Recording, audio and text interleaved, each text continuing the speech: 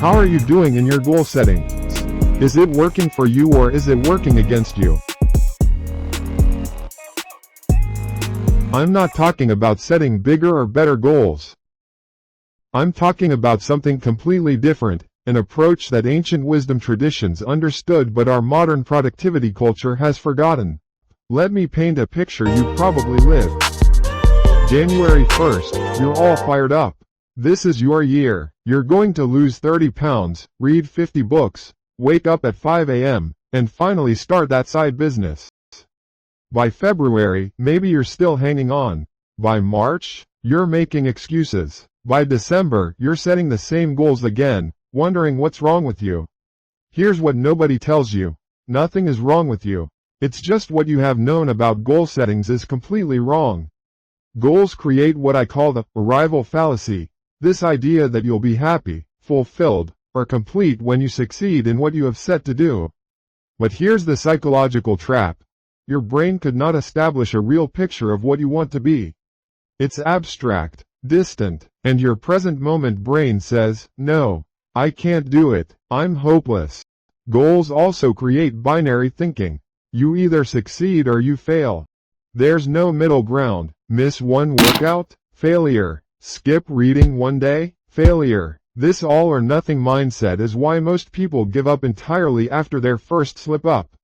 But the deeper issue is this. Your goal does not take into consideration your personality or identity. And here's the truth that will change everything. Your outcomes are a lagging measure of your identity. If you see yourself as someone who isn't good with money, you'll find ways to stay broke no matter how many financial goals you set. If your identity is, I'm not a runner, your goal to run a marathon is fighting against who you believe you are. This is why willpower feels like such a struggle. You're literally fighting against your own self. So what's the alternative? Instead of asking, what do I want to achieve? Ask, who do I want to become? This isn't just semantic wordplay. This is about understanding how change actually works at the deepest level. Every action you take is a vote for the type of person you wish to become. When you make your bed, you vote for someone who is organized. When you write one paragraph, you vote for someone who is a writer. When you put money in savings, you vote for someone who is financially responsible. The beautiful thing about this approach is that you can start winning immediately. You don't have to wait until you've written a novel to be a writer. You become a writer the moment you write. You don't have to wait until you're in perfect shape to be someone who takes care of their body. You become that person the moment you choose the apple over the chips. The identity shift too. You become that person the moment you choose the apple over the chips. This is what I mean by habits being values in action. When you commit to reading every morning, you're not just trying to consume information. You're embodying your value of growth. When you choose to call your parents weekly, you're not just being dutiful. You're living out your value of connection. Here's why this works so much better than goal setting. Once something becomes part of your identity, you don't have to force it. People who see themselves as readers don't have to talk themselves into reading. Not reading would feel weird, like acting against who they are. This is the secret that every wisdom tradition has known. Lasting change happens from the inside out, not the outside in. You don't change your behaviors and hope your identity catches up. You change your identity and your behaviors follow naturally. But here's where most advice stops, and here's where the real work begins. Because even when you understand this conceptually, you're still going to face resistance. Your old patterns, your comfort zone, your brain's preference for the familiar, they're all going to push back. This is where we all need what I call spiritual discipline, not in a religious sense, but in the sense of developing the inner qualities that make lasting change possible. Let me share 7 interconnected disciplines that form your toolkit for overcoming resistance. First, mindfulness. This is your early warning system. Most people get hijacked by their resistance to change unconsciously. They find themselves scrolling social media instead of working out and wondering how it happened. Mindfulness is being aware and alert to catch those moments that tend to derail what you have set to do. You start noticing thoughts like, I don't have time today, or I'll start fresh on Monday, as patterns, not facts. Second, patience. Our culture has trained us to expect immediate results. But transformation works on a different timeline. Patience isn't passive waiting, it's active trust in the process when you can't see progress yet.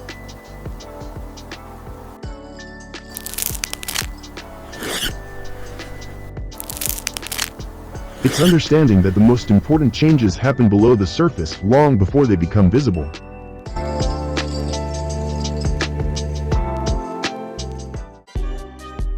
Third, self-compassion. This might be the most important one, because perfectionism kills more habits than laziness ever will. When you mess up, and you will, self-compassion is what gets you back on track. Instead of, "I'm such a failure, why bother?" it becomes, "I'm human, this is part of the process, I will try again." Fourth, surrender. This is about releasing your grip on specific outcomes and timelines. Paradoxically, the more you can let go of controlling exactly how and when change happens, the easier it becomes. You stop fighting against the natural rhythm of growth. Fifth, faithfulness. This is showing up even when you don't feel like it, especially when you don't feel like it. Faithfulness is what bridges the gap between motivation and automation. It's what builds the habit muscle that eventually makes consistency feel effortless. Sixth, gratitude. Gratitude transforms your relationship with progress. Instead of dismissing small wins as not enough, you learn to appreciate incremental change. This isn't toxic positivity. It's recognizing that small, consistent actions compound into extraordinary results over time. Seventh, humility. Humility keeps you coachable and prevents the ego from sabotaging your progress. It's accepting that you're a work in progress, that building good habits is a lifelong practice, not a problem to be solved once and forgotten. Integration. Now here's what's beautiful about these qualities. They reinforce each other. When you practice mindfulness, you develop the patience to observe your patterns without rushing to judgment. That patience creates space for self-compassion when you stumble. Self-compassion makes it easier to surrender perfectionist expectations. And so on. This is why approaching change as spiritual discipline is so much more sustainable than relying on willpower. You're not fighting against resistance, you're developing the inner tools to work with it skillfully. Start ridiculously small, 12 to 15 minutes, now let's get practical. If you're going to start building identity-based habits, here's the counterintuitive secret. Start so small it feels almost silly. I'm talking about doing 2 push-ups, reading 1 page, writing 1 sentence, meditating for 1 minute. Your ego will resist this. It will say, that's not enough to make a difference. But your ego is exactly what got you stuck in the gold trap in the first place. Here's why ridiculously small works. Small actions build identity faster than big ones. When you do 2 push-ups every day for a week, your brain starts to see evidence that you're someone who exercises. That identity shift makes it natural to gradually do more, not because you have to, but because that's who you are now. Small actions are resistance-proof. It's hard to talk yourself out of reading 1 page. Your brain can't come up with good excuses for why you don't have time to do 2 push-ups. Small actions compound. 2 push-ups becomes 5, becomes 10, becomes a full workout routine. But it happens organically, as your identity expands to match your actions.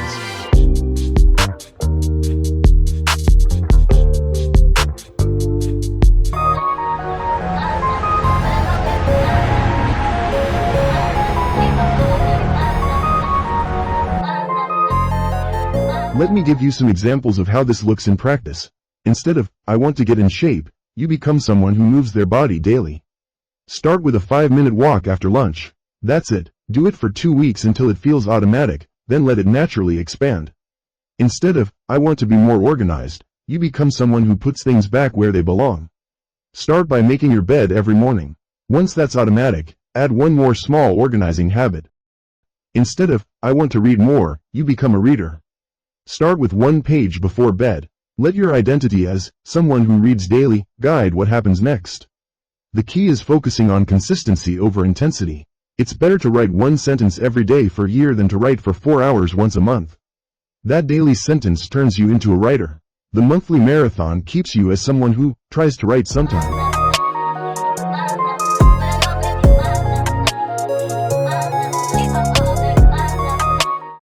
This brings us to the final shift in thinking, and it's the most liberating one. When you build your life around identity-based habits, there's no finish line. And that's exactly why it works.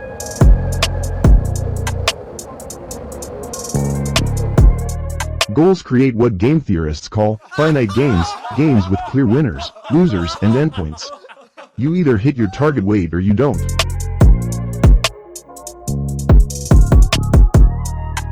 You either read 50 books this year or you don't. When the game ends, so does the behavior. But identity-based habits create what I call infinite games, games where the purpose is to keep playing. If you're someone who takes care of their body, that doesn't end when you reach a certain weight. If you're someone who reads, that doesn't stop at book number 50. This is why people who successfully transform their lives don't just achieve their goals. They become the kind of person who naturally maintains those achievements. The shy person doesn't just give one good presentation, they become confident. The disorganized person doesn't just clean their house once, they become someone who maintains order naturally. This is also why the journey becomes more important than the destination. When your focus is on who you're becoming rather than what you're achieving, every day becomes an opportunity to reinforce that identity. Every small action becomes meaningful because it's another vote for who you want to be. And here's the most powerful part. This approach makes you anti-fragile. When you miss a workout, you don't see it as breaking your streak. You see it as one vote that doesn't align with who you are, and you cast a different vote the next day. When you have a bad day with your eating, you don't throw in the towel. You remember that you're someone who nourishes their body, and you act accordingly at the next meal. The infinite game means you're never starting over. You're always continuing to become.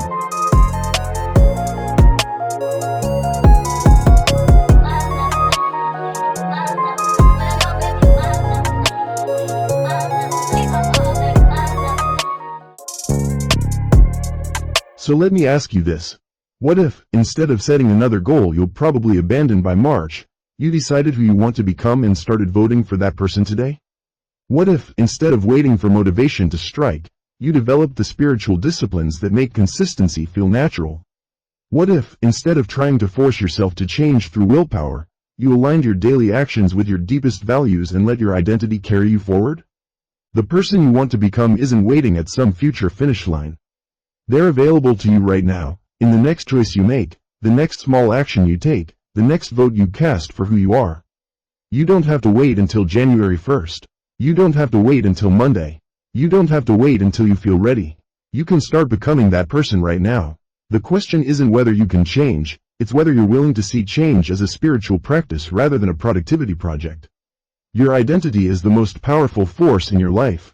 Use it wisely.